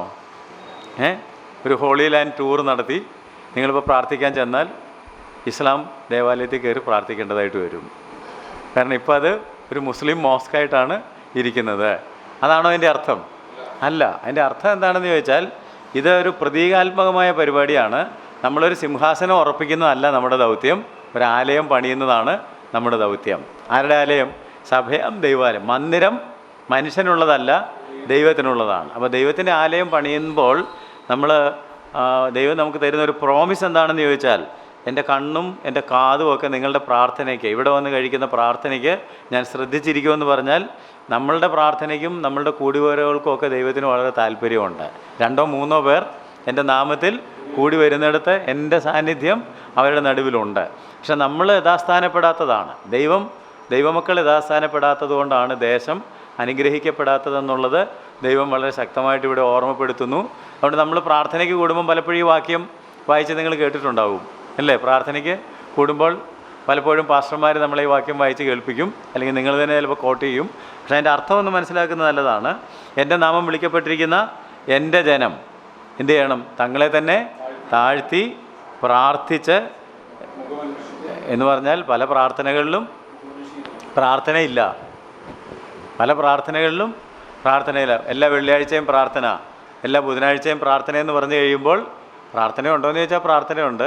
വന്നവർ പ്രാർത്ഥിച്ചോ എന്ന് ചോദിച്ചാൽ പ്രാർത്ഥന നടന്നു കാണും. പക്ഷേ ഈ വാക്കുകൾ അതിൻ്റെ അർത്ഥത്തിൽ നിങ്ങൾ കാണണം. There is no prayer in the prayer എന്ന് വേണമെങ്കിൽ പറയാം. There is no seeking of the face of the Lord. അതുകൊണ്ടാണ് സങ്കീർത്തനങ്ങളിലൊക്കെ നമ്മൾ വായിക്കുന്നുണ്ട്, എൻ്റെ മുഖം അന്വേഷിപ്പീൻ എന്ന് നിങ്കിൽ നിന്ന് കൽപ്പന വന്നു എന്നെൻ്റെ ഹൃദയം പറയുന്നു, ദൈവമേ ഞാൻ നിൻ്റെ മുഖം അന്വേഷിക്കുന്നു. അപ്പോൾ നമ്മളെ തന്നെ താഴ്ത്തി യഥാർത്ഥത്തിൽ ആഴമായ ഒരു ഭാരത്തോടെ, ദേശം ഇങ്ങനെയാണല്ലോ ഇരിക്കുന്നത് എന്ന ഭാരത്തോടെ പ്രാർത്ഥിച്ച് ദൈവത്തിൻ്റെ മുഖം അന്വേഷിക്കുന്നുണ്ടെങ്കിൽ എന്തു ചെയ്യും? നമ്മുടെ ദുർമാർഗങ്ങളെ വിട്ട് നമുക്ക് ദുർമാർഗമോ അതോ നാട്ടുകാരുടെ ദുർമാർഗമോ? നാട്ടുകാരല്ല. എന്ന് പറഞ്ഞാൽ നമ്മൾ യഥാസ്ഥാനപ്പെടേണ്ടതുപോലെ യഥാസ്ഥാനപ്പെട്ട് വരുമ്പോഴാണ് ദൈവത്തിന് പ്രവർത്തിക്കുവാനായിട്ട് കഴിയുന്നത്. അങ്ങനെയാണെങ്കിൽ ഞാൻ സ്വർഗത്തിൽ നിന്ന് കേട്ട് അവരുടെ പാപം ക്ഷമിച്ച് അവരുടെ ദേശത്തിന് സൗഖ്യം. അപ്പോൾ നമുക്കൊരു സങ്കടം തോന്നും, അയ്യോ ഞങ്ങൾക്കായിരുന്നു അത് കിട്ടേണ്ടിയിരുന്നത്, ദൈവം ആർക്ക് കൊടുക്കാമെന്നാണ് പറഞ്ഞത്? ദേശത്തിന് കൊടുക്കാമെന്നാണ് പറഞ്ഞത്. കാരണം നമ്മെ ഇവിടെ വെച്ചിരിക്കുന്നത് ദേശത്തിൻ്റെ അനുഗ്രഹത്തിനായിട്ടാണ്. ഈ ലോകത്തെ ദൈവം തന്നിരിക്കുന്നത് നമ്മുടെ കൈകളിലാണ്. The world is in your hands, in my hands. സഭയുടെ കരത്തിലാണ് ദൈവം ഈ ലോകത്തെ ഏൽപ്പിച്ചിരിക്കുന്നത്. അതുകൊണ്ട് നമ്മൾ സമൂഹത്തെയും സഭയെയും ഒക്കെ ഇമ്പാക്റ്റ് ചെയ്യുന്ന ആളുകളായിട്ട് തീരണം എന്ന് ദൈവം നമ്മളെ പ്രതീക്ഷിക്കുന്നുണ്ട്. ആ പ്രതീക്ഷയ്ക്കത്ത് ഉയരുവാൻ ശലോമോൻ്റെ ഈ പ്രതിഷ്ഠയും ദൈവത്തിൻ്റെയും മറുപടിയും നമ്മളെ പ്രേരിപ്പിക്കട്ടെ എന്ന് മാത്രം പ്രാർത്ഥിക്കുന്നു. നമുക്ക് 10 മുതൽ 36 വരെയുള്ള അധ്യായം, 10 മുതൽ 36 വരെയുള്ള അധ്യായത്തിൽ എന്താ പറഞ്ഞിരിക്കുന്നത്? നേരത്തെ പഠിച്ചതാണല്ലോ. യഹൂദ ക്യാപ്റ്റിവിറ്റിയിലേക്ക് പോകുന്നു. ആ ക്യാപ്റ്റിവിറ്റിയിലേക്ക് പോകുന്ന കാലഘട്ടത്തിൽ അവിടെ ഭരിച്ച രാജാക്കന്മാരാരൊക്കെയാണെന്നുള്ളതും, എത്ര രാജാക്കന്മാരുണ്ട്? യഹൂദ ഭരിച്ച 20 രാജാക്കന്മാർ. എത്ര കുടുംബത്തിൽ നിന്ന്? ഒരു കുടുംബത്തിൽ നിന്ന്. എത്ര കൊല്ലം? 300 കൊല്ലം. ചില പഠിക്കുന്ന നല്ല കുട്ടികളൊക്കെ ഉണ്ടായിരിക്കുന്നു. 300 കൊല്ലം 20 രാജാക്കന്മാർ ഒരു കുടുംബത്തിൽ നിന്ന്. ഇവരെല്ലാവരും നല്ലവരായിരുന്നോ എന്നുള്ളത് അറിയാനും കൂടി നിങ്ങളിത് പഠിക്കുന്നത് നല്ലതാണ്. ഞാൻ തന്ന ചാട്ടിനകത്ത് നല്ലത്, ചീത്ത, ഉണർവെന്നൊക്കെ എഴുതിയിട്ടുണ്ടായിരുന്നു. എന്നാൽ നിങ്ങളുടെ ശ്രദ്ധ ഞാൻ കൊണ്ടുവരുന്നത്, there were great revivals under at least 5 rulers. 5 രാജാക്കന്മാരുടെ കാലഘട്ടത്തിലെങ്കിലും വലിയ ഉണർവുകൾ ഉണ്ടാകുവാൻ ഇടയായിട്ടുണ്ട്. ആ 5 പേരെക്കുറിച്ചെങ്കിലും ശ്രദ്ധാപൂർവം രാജാക്കന്മാരുടെ പുസ്തകത്തിലുണ്ട്, ദിനവൃത്താന്ത പുസ്തകത്തിലുണ്ട്. അത് രണ്ടും കൂടെ എടുത്തു വെച്ചാലാണ് കംപ്ലീറ്റ് പിക്ചർ കിട്ടുന്നത്. ആ തരത്തിൽ പഠിക്കണം. ആരൊക്കെയാണ്? ആസ 15-ാം അധ്യായം, യഹോശാഫാത്ത് 20-ാം അധ്യായം, യോവാശ് 23-24 അധ്യായം, എസക്കിയാവ് 29 മുതൽ 31 വരെയുള്ള അധ്യായങ്ങൾ, യോശിയ രാജാവ് 35-ാം അധ്യായം. ഈ അധ്യായങ്ങൾ പ്രത്യേകം പഠനം അർഹിക്കുന്നു എന്ന് ഞാൻ നിങ്ങളെ ഓർമ്മപ്പെടുത്തുന്നു. അപ്പോൾ അതിപ്പോൾ ഞാൻ പഠിപ്പിക്കാൻ പോകുന്നില്ല എന്നുള്ളത് കൊണ്ടാണ് പ്രത്യേകം നിങ്ങൾ പഠിക്കണമെന്ന് പറഞ്ഞത്. കാരണം ഉണർവിൻ്റെ ചരിത്രമാണ്. അത് നിങ്ങൾ എടുത്തു വെച്ച് പഠിച്ചാൽ ഇവർ ദൈവത്തിൻ്റെ ന്യായപ്രമാണം കണ്ടെത്തുന്നതും, അത് കണ്ടെത്തുമ്പോൾ ജനത്തെ അത് വായിച്ച് കേൾപ്പിക്കുമ്പോൾ ജനം വളരെ അനുദപിക്കുന്നതും അവർ മാനസാന്തരപ്പെട്ട് ഇങ്ങനെയൊക്കെ ഉണ്ടെന്നുള്ളത് ഇപ്പോഴാണ് ഞങ്ങൾ കേൾക്കുന്നത്. ഇത് തന്നെയാണ് നമ്മൾ നേരത്തെ പറഞ്ഞത്. എൻ്റെ നാമം വിളിക്കപ്പെട്ടത് ജനം തങ്ങളെ തന്നെ താഴ്ത്തി പ്രാർത്ഥിച്ച് ദൈവത്തിൻ്റെ മുഖം അന്വേഷിച്ച് തങ്ങളുടെ ദുർമാർഗ്ഗങ്ങളെ വിട്ടുതിരിഞ്ഞ് ദൈവത്തിൻ്റെ അടുത്തേക്ക് മടങ്ങി വരുന്ന ചിത്രം ഈ 5 പേരുടെയും കാലഘട്ടത്തിലുണ്ട്. ഞാൻ ഒന്നുകൂടെ റിപ്പീറ്റ് ചെയ്യുന്നു. Revival periods in the history of Judah എന്ന് വേണമെങ്കിൽ പറയാം. യഹൂദ ചരിത്രത്തിൽ ഉണർവിൻ്റെ ചരിത്രം. നമ്മളിപ്പം ഈ ലോകത്തിൽ ഉണർവിൻ്റെ ചരിത്രം പഠിക്കാറുണ്ട്. വെയിൽസിലുണ്ടായ ഉണർവ്, ഇംഗ്ലണ്ടിലുണ്ടായ ഉണർവ്, കൊറിയയിലുണ്ടായ ഉണർവ്, ഇന്ത്യയിലുണ്ടായ ഉണർവ്. കേട്ടിട്ടുണ്ടോ ആരെങ്കിലും? ഞാൻ വേണമെങ്കിൽ പിന്നീട് നമുക്ക് ഉണർവും സുവിശേഷീകരണവും പഠിക്കാവുന്നതാണ്. അപ്പോൾ പല കാലങ്ങളിലും ദൈവം എന്തയച്ചിട്ടുണ്ട്? ഉണർവ് അയച്ചിട്ടുണ്ട്. അതിന് ആളുകൾ പ്രാർത്ഥിക്കുകയും ദൈവത്തിൻ്റെ മുഖം അന്വേഷിക്കുകയൊക്കെ ചെയ്തിട്ടുള്ള സന്ദർഭങ്ങളിലാണ് ദൈവം അങ്ങനെ ചെയ്തിട്ടുള്ളത്. അപ്പോൾ യഹൂദയുടെ ചരിത്രത്തിലും ഉണർവിൻ്റെ കാലങ്ങൾ ഉണ്ടായിരുന്നു. നമ്മൾ ദൈവസന്നിധിയിൽ ധ്യാനത്തിനും പ്രാർത്ഥനയ്ക്കും ഒക്കെ കൂടുന്ന സന്ദർഭങ്ങളിൽ ഈ ഉണർവിൻ്റെ ചരിത്രം വേദപുസ്തകത്തിൽ തന്നെ എടുത്ത് പഠിക്കുന്നത് നല്ലതാണ്. ഇനി മുമ്പോട്ട് വരുമ്പോൾ എസ്രയുടെ കാലഘട്ടത്തിലും നെഹമ്യയുടെ കാലഘട്ടത്തിലും ഒക്കെ ഉണ്ടായതും ഇതുപോലത്തെ സമാനമായ ഉണർവ് തന്നെയാണ്. അപ്പോൾ ഉണർവിൻ്റെ ചരിത്രം പുസ്തകത്തിൽ കിടക്കുന്നത് കൊണ്ട് എവിടെയൊക്കെ നോക്കിയാൽ അത് കിട്ടുമെന്നുള്ളത് അറിയാനായിട്ട് ഞാനൊരു റെഡി റെക്കണർ, ഒരു പെട്ടെന്ന് നിങ്ങൾക്ക് നോക്കാവുന്ന ഒരു ലിസ്റ്റ് തന്നെന്ന് മാത്രമേ ഉള്ളൂ. യഹൂദ ഭരിച്ച, ഇസ്രായേൽ ഭരിച്ച രാജാക്കന്മാരുടെ കാര്യം നമുക്കറിയാം. എല്ലാവരും ചീത്തയായിരുന്നു. ആരും നല്ലൊരു ഭരണം, ഉണർവിൻ്റെ ഒരു ഭരണം കാഴ്ചവെച്ചില്ല. അവരെല്ലാവരും പാപം ചെയ്യുകയും ചെയ്യിപ്പിക്കുകയും. ദൈവത്തെ ആരാധിക്കാൻ ജനം യെരുശലേമിൽ പോകാതിരിക്കേണ്ടതിന് ബഥേലിലും ദാനിലും ഒക്കെ പൂജാഗിരികളും വിഗ്രഹങ്ങളും വെച്ചു കൊടുത്തിട്ട് ജനത്തെ ആ തരത്തിൽ പിടിച്ചു നിർത്തിയ ചരിത്രമാണ് നമ്മൾ കാണുന്നത്. അതുകൊണ്ടാണ് ഇസ്രായേലിനെ കുറിച്ചൊന്നും പറയാത്തത്. എന്നാൽ ദൈവം അവിടെ അയച്ച വലിയ പ്രവാചകന്മാരുണ്ട്. ഏലിയാവുണ്ട്, എലീശയുണ്ട്. അവരെക്കുറിച്ച് പഠിക്കാം. ഉണർവിൻ്റെ ചരിത്രം പഠിക്കുമ്പം ഇസ്രായേലിനോട് നിങ്ങൾക്കൊരു മുഖം തിരിഞ്ഞു നിൽക്കണ്ട. അവർ താല്പര്യപ്പെട്ടിട്ടില്ലെങ്കിലും ദൈവം ആഗ്രഹിച്ച് ദൈവം അവിടെ ചില പ്രവാചകന്മാരെ അയച്ചിട്ടുണ്ട്. പക്ഷേ രാജാക്കന്മാർ ആരൊക്കെ ആയിരുന്നെന്ന് നമ്മൾ നോക്കുമ്പോൾ ഞാൻ പറഞ്ഞു, ആസ എന്ന് പറയുന്ന രാജാവ് 2 ദിനവൃത്താന്തം 15-ാം അധ്യായത്തിൽ അദ്ദേഹത്തെക്കുറിച്ച് നിങ്ങൾക്ക് വായിക്കാം. യഹോശാഫാത്ത് എന്ന് പറയുന്ന രാജാവിനെക്കുറിച്ച് 20-ാം അധ്യായത്തിൽ വായിക്കാം. യോവാശ് എന്ന് പറയുന്ന രാജാവിനെക്കുറിച്ച് 23-24 അധ്യായത്തിൽ വായിക്കാം. ഹെസക്കിയ എന്ന് പറയുന്ന രാജാവിനെക്കുറിച്ച് 29 മുതൽ 31 വരെയുള്ള അധ്യായങ്ങളിൽ വായിക്കാം. യോശിയ രാജാവിനെക്കുറിച്ച് 35-ാം അധ്യായത്തിലും വായിക്കാം. ആ ചരിത്രങ്ങൾ ഇടയ്ക്ക് വായിക്കുകയും പഠിക്കുകയും എന്താണ് അവർ ആ കാലഘട്ടത്തിൽ ഉണരാനും ജനത്തെ ഉണർത്താനും കാരണമായത് എന്ന് നോക്കുകയും ചെയ്യുന്നത് ഒരു നല്ല പഠനമായിരിക്കും എന്ന് ഞാൻ കരുതുന്നു. അത് നിങ്ങൾക്ക് വിടുന്നു, ഹോംവർക്കായിട്ട് വിടുന്നു. അപ്പോൾ അതെടുത്ത് നിങ്ങൾ പഠിക്കുക, പഠിച്ചിട്ട് അതിൽ നിന്ന് പ്രയോജനം. അപ്പോൾ ഈ ദിനവൃത്താന്ത പുസ്തകത്തിൽ നമ്മൾ കാണുന്ന പ്രധാനപ്പെട്ട കാര്യം 10 മുതൽ 36 വരെയുള്ള അധ്യായങ്ങൾ നോക്കുമ്പോൾ ദാവീദിനോട് ദൈവം ചെയ്ത ഉടമ്പടിയുടെ അടിസ്ഥാനത്തിൽ ഒരു ഗൃഹം പണിയപ്പെട്ടു, ഒരു സിംഹാസനം നിലവിൽ വന്നു. അതല്ലേ ദൈവം പറഞ്ഞത്? ഇപ്പോൾ നമ്മൾ വായിച്ചു 1 ദിനവൃത്താന്തം എൻഡ് ചെയ്തപ്പോൾ പറഞ്ഞത്, ഞാൻ നിനക്കൊരാലയം പണിയും എന്ന് പറഞ്ഞ് ദാവീദ് തൻ്റെ സർവ്വശക്തിയും സമ്പത്തും അതിനുവേണ്ടി വിനിയോഗിക്കാൻ തയ്യാറായപ്പോൾ തിരിച്ച് ദൈവം പറഞ്ഞു, നിനക്ക് ഞാനൊരു ഗൃഹം പണിയും. അപ്പോൾ ആ ഗൃഹം പണിയും എന്ന് പറഞ്ഞത് it was strengthening the thrown. സിംഹാസനം ഉറപ്പിച്ചു കൊടുക്കും, നിൻ്റെ സിംഹാസനം സ്ഥിരമായിരിക്കും, നിൻ്റെ ഗൃഹം സ്ഥിരമായിട്ട് ഭരിക്കും, ഒരുത്തൻ ഈ സിംഹാസനത്തിൽ ഇരിക്കുവാൻ നിനക്കില്ലാതെ പോവുകയില്ല എന്നാണ് നമ്മൾ കാണുന്നത്. അപ്പോൾ ദൈവം ദാവീദിനൊരു ഗൃഹം പണിതു കൊടുക്കുന്നു. എന്നാൽ രാജാക്കന്മാരും ജനങ്ങളും ദൈവത്തിനൊരാലയം പണിതു കൊടുക്കണമെന്ന് അത്രയും തീവ്രമായിട്ട് ആഗ്രഹിക്കുന്നുണ്ടോ എന്നുള്ളതാണ് നമ്മളിവിടെ കാണേണ്ടത്. God is interested in building a home for us. നമുക്കൊരു വീട് പണിത് തരാൻ, നമ്മളെ സ്ഥിരമായിട്ട് താമസിപ്പിക്കുവാൻ ഒക്കെ ദൈവത്തിന് താല്പര്യം. പക്ഷെ നമ്മുടെ താല്പര്യം നല്ലൊരു വീട് കിട്ടിയല്ലോ സ്തോത്രം എന്ന് പറഞ്ഞ് അവിടെ താമസിക്കാനാണോ, അതോ തിരിച്ച് ദൈവത്തിനൊരാലയം പണിയുവാനായിട്ട്? അതിനെ ചില രാജാക്കന്മാർ താല്പര്യം എടുത്തെന്നാണ് ഇപ്പോൾ നമ്മൾ വായിച്ചതിൻ്റെ ചുരുക്കം. A temple was also founded by divine guidance. ദൈവം അനുഗ്രഹം കൊടുത്തിട്ട് ദാവീദിൻ്റെ ഗൃഹം പണിയപ്പെട്ടു, സിംഹാസനം സ്ഥിരമായി വന്നു.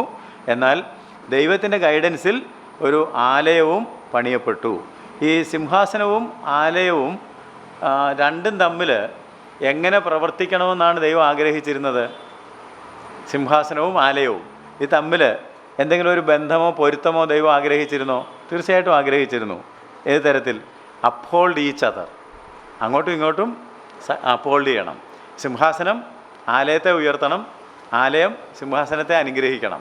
ഇത് പരസ്പര പൂരകമായിട്ടിരിക്കാനായിട്ടാണ് ദൈവം സിംഹാസനത്തെയും ദൈവാലയത്തെയും ഒരുപോലെ പണിയാനായിട്ടും ഒരുപോലെ നിലനിർത്താനായിട്ടും ശ്രമിച്ചത്. അപ്പം രണ്ടും അങ്ങോട്ടും ഇങ്ങോട്ടും, അതായത് രാജാവ് തൻ്റെ അധികാരം ഉപയോഗിച്ച് ദൈവാലയവും ദൈവത്തിൻ്റെ ആരാധനയും ദൈവത്തിൻ്റെ നാമവും, കാരണം ഇതൊരു പ്രത്യേകം വിളിക്കപ്പെട്ട ജനമാണ്. നമ്മൾ നേരത്തെ പറഞ്ഞ കാര്യങ്ങൾ മറന്നു പോകരുത്. ഉന്നത വിളിയാൽ ദൈവസാന്നിധ്യം അനുഭവിക്കുന്നതിന് വേണ്ടി വിളിക്കപ്പെട്ട ഒരു ജനം, ദൈവത്തിൻ്റെ വചനം അനുസരിച്ച് ജീവിച്ച് ഒരു മാതൃക മറ്റുള്ളവർക്ക് കാണിച്ചു കൊടുക്കുവാൻ വിളിക്കപ്പെട്ട ജനം, അവർ തീർച്ചയായിട്ടും ആ തരത്തിലുള്ള ഒരു ഉന്നത നിലവാരം, ആത്മീയ നിലവാരം പുലർത്താനായിട്ട് അവരെ പ്രോത്സാഹിപ്പിക്കുക എന്നുള്ളതായിരുന്നു അധികാരത്തിൽ വന്ന രാജാക്കന്മാരുടെ ലക്ഷ്യം. അവരങ്ങനെ ചെയ്യുകയാണെന്നുണ്ടെങ്കിൽ തീർച്ചയായിട്ടും ദൈവസാന്നിധ്യം ഇറങ്ങി വന്ന്, നമ്മൾ നേരത്തെ വായിച്ച പോലെ എൻ്റെ കണ്ണും എൻ്റെ ഹൃദയവും എല്ലാം നിങ്ങളുടെ പ്രാർത്ഥനയ്ക്ക് തുറന്നിരിക്കും, അത് ഞാൻ കേൾക്കും, പാവം ജനത്തിൻ്റെ ക്ഷമിക്കും, നിങ്ങളുടെ ദേശത്തിന് ഞാൻ സൗഖ്യം വരുത്തി കൊടുക്കും. അതിന് ദൈവം തയ്യാറായി നിൽക്കുക. അപ്പോൾ ഇത് രണ്ടും തമ്മിലൊരു എന്ത് വേണമായിരുന്നു? ഒരു പരസ്പര ധാരണ, ഒരു പരസ്പരം പൂരകമായിട്ട് പ്രവർത്തിക്കുവാനായിട്ടാണ് ദൈവം പ്രതീക്ഷിച്ചിരുന്നത്. പക്ഷേ എന്ത് സംഭവിച്ചു എന്ന് ചോദിച്ചാൽ, വിശ്വാസത്യാഗം. പല രാജാക്കന്മാരുടെയും നല്ലൊരു കൂട്ടം ജനത്തിൻ്റെയും കാലഘട്ടത്തിൽ അവർക്ക് വിശ്വാസത്യാഗം വന്നതുകൊണ്ട് the thrown became the worst enemy of the temple എന്ന് വേണമെങ്കിൽ പറയാം. രാജാക്കന്മാരാണ് ഈ ആലയത്തെ നശിപ്പിക്കാൻ കാരണക്കാരായി തീർന്നത്. അതിനെ പരിരക്ഷിക്കുന്നതിന് പകരം അവർ പലരും, നമ്മളിപ്പോൾ 5 പേരുടെ, എത്ര രാജാക്കന്മാർ ഭരിച്ചെന്നാണ് പറഞ്ഞത്? ഈ കണക്കിടയ്ക്കിടയ്ക്ക് പറയിപ്പിക്കുന്നത് നിങ്ങളത് ഓർക്കാൻ വേണ്ടിയാണ്. 20 കിങ്സ്, അതിൽ എത്ര പേരുടെ കാലത്ത് ഒരല്പം ഉണർവുണ്ടായി? 5 പേരുടെ. അപ്പോൾ ബാക്കി മജോറിറ്റി നോക്ക്, 15 രാജാക്കന്മാരുടെ കാലഘട്ടത്തിലും അവർ ഈ ആലയത്തോട് താല്പര്യം കാണിക്കുന്നില്ല, അവരുടെ സിംഹാസനം നിലനിർത്തുന്നതിനാണ് താല്പര്യം കാണിക്കുന്നത്. അങ്ങനെയാണെന്നുണ്ടെങ്കിൽ ഇല്ലേ, 15ഉം 5ഉം കൂടുമ്പോഴല്ലേ 20 ആകുന്നത്. 5 രാജാക്കന്മാർ ഉണർവിന് താല്പര്യം എടുത്തപ്പോൾ 15 രാജാക്കന്മാർ അങ്ങനെയുള്ള പ്രത്യേകിച്ച് താല്പര്യമൊന്നും എടുക്കുന്നില്ല. ചുരുക്കത്തിൽ അവർ ഈ ആലയത്തിൻ്റെ ശത്രുക്കളെ പോലെ ഉപകാരം ചെയ്യാതിരിക്കുന്നത് ഉപദ്രവിക്കുന്നതിന് തുല്യമാണ് അല്ലേ? ഒരു കാര്യം ചെയ്യാതിരിക്കുമ്പോൾ തീർച്ചയായിട്ടും അവരതിനെ പ്രോത്സാഹിപ്പിക്കുന്നില്ല, അതിനൊരു നന്മ വരാനായിട്ട് ആഗ്രഹിക്കുന്നില്ല. അപ്പോൾ അവർ അതിനെ വലിയ ഗൗരവത്തിൽ കണ്ടിട്ടില്ല. Working as an enemy. അല്ലെങ്കിൽ നേരത്തെ നമ്മൾ പലപ്പോഴും വായിച്ചിട്ടുള്ളതുപോലെ ലോകസ്നേഹം ദൈവത്തോട് ശത്രുത്വമാണ്. അവൻ ലോകത്തെയും തൻ്റെ സാമ്രാജ്യത്തെയും തൻ്റെ സിംഹാസനത്തെയും തൻ്റെ കുടുംബത്തെയും തൻ്റെ അധികാരത്തെയും സ്നേഹിച്ച് ദൈവത്തിൻ്റെ ആലയവും അതിനോട് ബന്ധപ്പെട്ട കാര്യങ്ങളും സുപ്രധാനമായി കാണാതിരുന്നപ്പോൾ അവരൊക്കെ ദൈവത്തിൻ്റെ ശത്രുക്കളായിട്ടും ആലയത്തിൻ്റെ ശത്രുക്കളായിട്ടും മാറുന്നു. പരസ്പരം പോഷിപ്പിക്കുകയും പ്രോത്സാഹിപ്പിക്കുകയും ചെയ്യേണ്ടിയിരുന്ന രണ്ട് സ്ഥാപനങ്ങൾ, സിംഹാസനവും ദേവാലയവും. അതിൽ ദൈവം എപ്പോഴും തയ്യാറായിട്ട് നിൽക്കുന്നുണ്ടെങ്കിൽ തന്നെയും രാജാക്കന്മാർ തയ്യാറാകാതിരിക്കുന്നതാണ് നമ്മൾ കാണുന്നത്. അതിൻ്റെ ഫലം, പരിണിത ഫലം എന്താണെന്നുള്ളതാണ് വാസ്തവത്തിലൂടെ പഠിക്കാനുള്ളൂ. എന്താണ് അല്ലാതെ ഓരോ രാജാക്കന്മാരെക്കുറിച്ച് നമ്മൾ പഠിക്കുന്നില്ല. പരിണിത ഫലം എന്താണ്? പരിണിത ഫലം, ദ ത്രോൺ വാസ് ഡിഫീറ്റഡ്. ആര് പരാജിതരായി? ആരാണ് പരാജിതരായത്? ദൈവമാണോ പരാജിതനായത്? രാജാക്കന്മാരാണോ? രാജാക്കന്മാരാണ്, അല്ലെങ്കിൽ സിംഹാസനമാണ് ഇല്ലാതായി പോയത്. കാരണം ദൈവത്തിൻ്റെ ആലയം ഇനിയും പണിയപ്പെടാനായിട്ട്, ഇത് ഇടിഞ്ഞു പോയെന്ന് കാണുന്നില്ല എന്ന് ചിലർക്ക് സംശയമുണ്ട്. ഇടിഞ്ഞു പോയി, പക്ഷേ അത് വീണ്ടും പണിയപ്പെടുന്നു. അങ്ങനെയാണ് എസ്രാ നെഹമ്യാവിലേക്ക് നമ്മൾ പോകുന്നത്. ഇടിഞ്ഞുപോയ ആലയം വീണ്ടും പണിയുന്നു, ദൈവസാന്നിധ്യം വീണ്ടും നിലനിൽക്കുന്നു. പക്ഷെ നഷ്ടപ്പെട്ട രാജത്വം പിന്നെ അവർക്ക് തിരിച്ച് ലഭിക്കുന്നില്ല. സോ അൾട്ടിമേറ്റ് ഡിഫീറ്റ്, ആത്യന്തിക പരാജയം ആർക്ക് വന്നെന്ന് ചോദിച്ചാൽ സിംഹാസനമാണ് പരാജയപ്പെട്ടത്. ദൈവത്തിൻ്റെ സാന്നിധ്യവും ദൈവത്തിൻ്റെ നാമവും ഒരിക്കലും പരാജയപ്പെടുന്നില്ല. ദൈവം ജയിച്ച് തന്നെ നിൽക്കുന്നു. അത് അവരുടെ വീഴ്ച കൊണ്ടാണ്, ദൈവത്തോടുള്ള സ്നേഹത്തിൽ അവർക്ക് കുറവ് വന്നതുകൊണ്ടാണ്. അപ്പോൾ നമുക്ക് ഈ 20 രാജാക്കന്മാരെയും കുറിച്ചുള്ള വിവരം, ആരായിരുന്നു ശലോമോൻ കഴിഞ്ഞിട്ട് ആദ്യം അധികാരത്തിൽ വന്നത്? 20 പേരുടെ പേര് പറയാൻ സമയമെടുക്കണ്ട. രഹബയാം. അവസാനം വന്നത് സെദക്കിയാവ്. അപ്പോൾ രഹബയാം മുതൽ സെദക്കിയാവ് വരെയുള്ള 20 രാജാക്കന്മാരെക്കുറിച്ചും ഈ 10 മുതൽ 36 വരെയുള്ള അധ്യായത്തിൽ വിവരണം ഉണ്ട്. എന്നാൽ അവസാനം സെദക്കിയാവിൻ്റെ കാലഘട്ടത്തിൽ എന്ത് സംഭവിച്ചു? അവർ പ്രവാസത്തിലേക്ക് പോകേണ്ടതായിട്ട് വന്നു. നമ്മളിത് രാജാക്കന്മാരുടെ പുസ്തകത്തിൽ നിന്ന് നേരത്തെ പഠിച്ചിട്ടുണ്ട് എന്നുള്ള കാര്യം ഓർക്കുക. അവർ പ്രവാസത്തിലേക്ക് പോയ കൂട്ടത്തിൽ ദേവാലയവും അവർക്ക് നഷ്ടപ്പെട്ടു. 36:19 വായിക്കാം. അവർ ദേവാലയം ചുട്ടു, യെരുശലേമിന്റെ മതിലിടിച്ചു, അതിലെ അരമനകളെല്ലാം തീക്കിരയാക്കി, അതിലെ മനോഹര സാധനങ്ങളൊക്കെയും നശിപ്പിച്ചു കളഞ്ഞു. അപ്പം എല്ലാം ഇതിനകത്തുണ്ട്. ആ ഒരൊറ്റ വാക്യത്തിനകത്ത് ഈ പറഞ്ഞ കാര്യങ്ങളുടെ എല്ലാം ഒരു സമാപ്തിയുണ്ട്. എന്തൊക്കെ സംഭവിച്ചു? എഗെയിൻ, അവർ ദേവാലയം ചുട്ടു, യെരുശലേമിന്റെ മതിലിടിച്ചു, അതിലെ അരമനകളെല്ലാം തീക്കിരയാക്കി, അതിലെ അരമനയിലെ എല്ലാ കാര്യങ്ങളും തീക്ക് ഇരയാക്കി, അതിലെ മനോഹര സാധനങ്ങളൊക്കെയും നശിപ്പിച്ചു കളഞ്ഞു. വളരെ മനോഹരമായിട്ടുണ്ടായിരുന്ന എല്ലാ സാധനങ്ങളും നശിപ്പിച്ചു കളഞ്ഞു. അപ്പോൾ ഇതാണ് ഞാൻ പറഞ്ഞത് ടെറിബിൾ എൻഡിങ് എന്ന്. നല്ലൊരു തുടക്കമായിരുന്നു, പക്ഷെ അവസാനം വന്നപ്പോഴത്തേക്ക് എല്ലാം തീക്കിരയായി, എല്ലാം നശിപ്പിച്ചു കളഞ്ഞു. അതൊന്നും പ്രയോജനപ്പെടാത്തൊരു രീതിയിൽ ആയി. 2 രാജാക്കന്മാർ 25-ാം അധ്യായത്തിൻ്റെ 9-ാം വാക്യം പുറകോട്ട് പോയി വായിച്ചാൽ 2 രാജാക്കന്മാരുടെ പുസ്തകത്തിലും ഈ കാര്യം തന്നെ ഉണ്ട് എന്ന് പറഞ്ഞിരുന്നല്ലോ. അവൻ യഹോവയുടെ ആലയവും രാജധാനിയും ചുട്ടുകളഞ്ഞു, യെരുശലേമിലെ എല്ലാ വീടുകളും പ്രധാന ഭവനങ്ങളൊക്കെയും അവൻ തീ വെച്ച് ചുട്ടുകളഞ്ഞു. കണ്ടോ? അപ്പം ഈ ആലയവും അരമനയും മാത്രമല്ല, ഇപ്പം നമ്മൾ വായിച്ച, അതാണ് ഈ ഡിസ്ക്രിപ്ഷൻ്റെ വ്യത്യാസം എന്ന് പറയുന്നത്. ഒരേ കാര്യം തന്നെ 2 പുസ്തകത്തിൽ പറഞ്ഞപ്പോൾ ഉണ്ടായ വ്യത്യാസം നിങ്ങൾ കണ്ടോ? ഈ രാജാക്കന്മാരുടെ പുസ്തകത്തിൽ പറഞ്ഞപ്പോൾ എന്താ പറഞ്ഞത്? അവൻ യഹോവയുടെ ആലയവും രാജധാനിയും ഒറ്റയടിക്ക് പറഞ്ഞു. യെരുശലേമിലെ എല്ലാ വീടുകളും പ്രധാന ഭവനങ്ങളൊക്കെയും എന്നാൽ ഇവിടെ ദിനവൃത്താന്ത പുസ്തകത്തിൽ പറഞ്ഞപ്പം വീടുകൾ ചുട്ടുകളഞ്ഞ കാര്യമൊന്നും പറഞ്ഞില്ല. ശ്രദ്ധിച്ചോ അത്? അപ്പോൾ ആ ഡിഫറൻസാണ്. മറ്റേടത്ത് ഹിസ്റ്റോറിക്കൽ ഡീറ്റെയിൽസാണ് പറയുന്നത്, പൊതുവായിട്ട് എല്ലാം കൂടി ചേർത്ത്. എന്നാൽ ദിനവൃത്താന്ത പുസ്തകത്തിൽ ആലയത്തോടുള്ള ബന്ധത്തിലാണ് കൂടുതൽ കാര്യങ്ങൾ പറഞ്ഞിരിക്കുന്നത്. ഇത് നേരത്തെ തന്നെ യിരെമ്യാവ് പോലുള്ള പ്രവാചകന്മാർ പ്രവചിക്കുകയും ചെയ്തിരുന്ന കാര്യമാണ്. ഇവരെ ഇങ്ങനെ നശിപ്പിക്കും എന്നുള്ള കാര്യം ദൈവം മോശ മുതൽ പറഞ്ഞിട്ടുണ്ട്. കൂടാതെ ഈ രാജാക്കന്മാരുടെ എല്ലാം കാലഘട്ടത്തിൽ ദൈവം ആരെ എഴുന്നേൽപ്പിച്ചതായിട്ട് നമ്മൾ പഠിച്ചിട്ടുണ്ട്? പ്രവാചകന്മാരെ. അപ്പോൾ ഈ പ്രവാചകന്മാർ വഴിയും ദൈവം ഈ കാര്യം ഓർമ്മിപ്പിച്ചിരുന്നു. നമുക്ക് യിരെമ്യാവിൻ്റെ പുസ്തകം 25-ാം അധ്യായം 9 മുതലുള്ള വാക്യങ്ങൾ, 3-4 വാക്യങ്ങൾ മാത്രം ഒന്ന് വായിച്ചു നോക്കാം. നിങ്ങൾ എൻ്റെ വചനങ്ങളെ കേൾക്കായക കൊണ്ട് ഞാൻ ആളയച്ച് വടക്കുള്ള സകല വംശങ്ങളെയും എൻ്റെ ദാസനായി ബാബേൽ രാജാവായ നെബൂഖദ്നേസരിനെയും ഈ ദേശത്തിൻ്റെ നേരെയും അതിൻ്റെ നിവാസികളുടെ നേരെയും ചുറ്റും വസിക്കുന്ന ഈ സകല ജാതികളുടെ നേരെയും വരുത്തി അവരെ ഉന്മൂലനാശം ചെയ്ത് സ്തംഭനഹേതുവും പരിഹാസ വിഷയവും ശാശ്വത ശൂന്യവുമാക്കി തീർക്കും. ഞാൻ ആനന്ദഘോഷവും സന്തോഷധ്വനിയും മണവാളൻ്റെ സ്വരവും മണവാട്ടിയുടെ സ്വരവും തിരിക്കല്ലിൻ്റെ ഒച്ചയും വിളക്കിൻ്റെ വെളിച്ചവും അവരുടെ ഇടയിൽ നിന്ന് നീക്കിക്കളയും.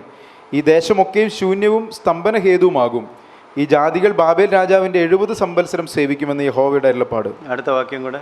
70 സംവത്സരം തികയുമ്പോൾ ഞാൻ ബാബേൽ രാജാവിനെയും ആ ജാതിയെയും കൽദയരുടെ ദേശത്തെയും അവരുടെ അകൃത്യ നിമിത്തം സന്ദർശിച്ച് അതിനെ ശാശ്വത ശൂന്യമാക്കി തീർക്കും എന്ന് യഹോവയുടെ അരുളപ്പാട്. അപ്പോൾ ദൈവം നേരത്തെ പ്രവാചകന്മാർ വഴിയും ഈ കാര്യം മുന്നറിയിപ്പായിട്ട് അവർക്ക് നൽകിയിരുന്നു. വാണിങ്ങും പ്രോഫസിയും എല്ലാം ദൈവം നൽകിയിരുന്നതാണ്.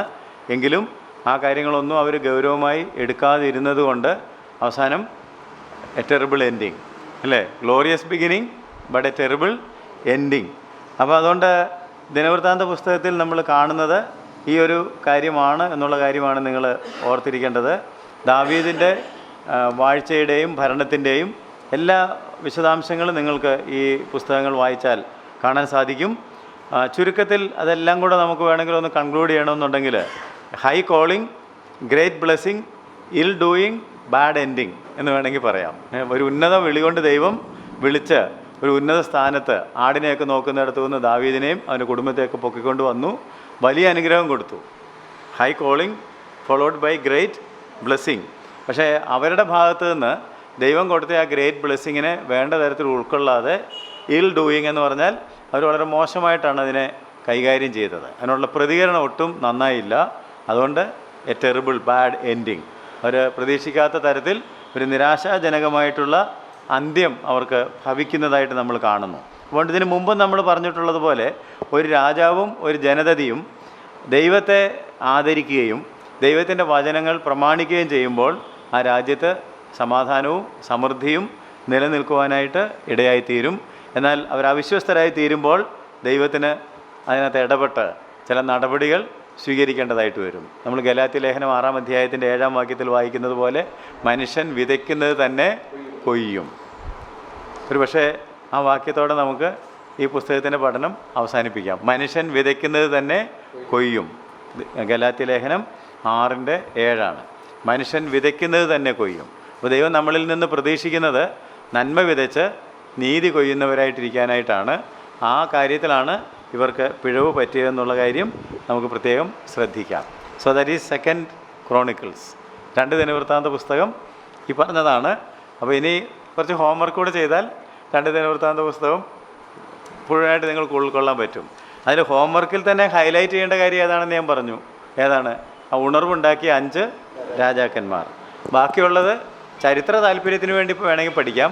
പക്ഷേ നമുക്ക് ആത്മീയമായിട്ടുള്ള ബെനിഫിറ്റ് ഉണ്ടാകണമെന്നുണ്ടെങ്കിൽ ഈ 5 രാജാക്കന്മാരുടെ കാര്യമാണ് പ്രത്യേകം പരിശോധിക്കേണ്ടത്.